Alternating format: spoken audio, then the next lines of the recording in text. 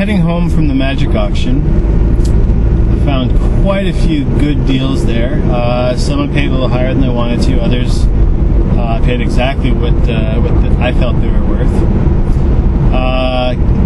Came home with nothing but books, plus a few DVDs. The DVDs are just, I just want to see what's out there. One's from a French guy that I don't think anyone's heard of. The others are just things that come recommended. So some of them, I'm going to keep. Others I'll probably put into another auction.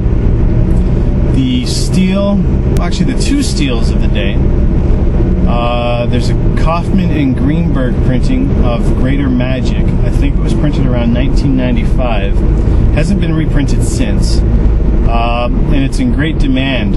During the auction, I actually whipped out my iPhone and went onto eBay and discovered that there's one there being sold for, I think it was around $200. I went to the Genie Magazine website, and I see one there being offered by Diamond Jim Tyler, still shrink wrap apparently. Apparently doesn't like to read books either.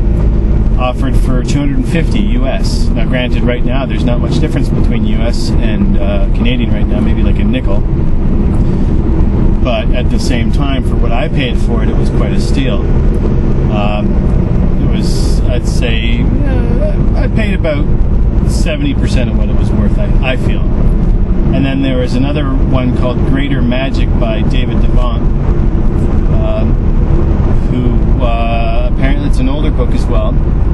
And it's, I wouldn't say in as much demand, but it's a first edition. I'm a big fan of first editions. I do believe that their value, first editions retain the most value of all the books you can get. Subsequent printings obviously do reduce the desire for the book.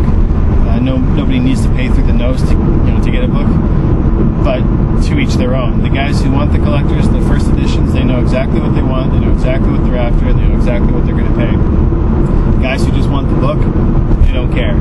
They'll pay $40 for a 12th printing. It doesn't matter to them. There was another one out there called Expert Card Technique. I'm sorry. I almost jumped all over it because it was it was a first edition, but I have a first edition. I wanted the third, and the third apparently has some extra material that wasn't reprinted in the 4th, 5th, or 6th versions, only because the third was exclusive to a particular company.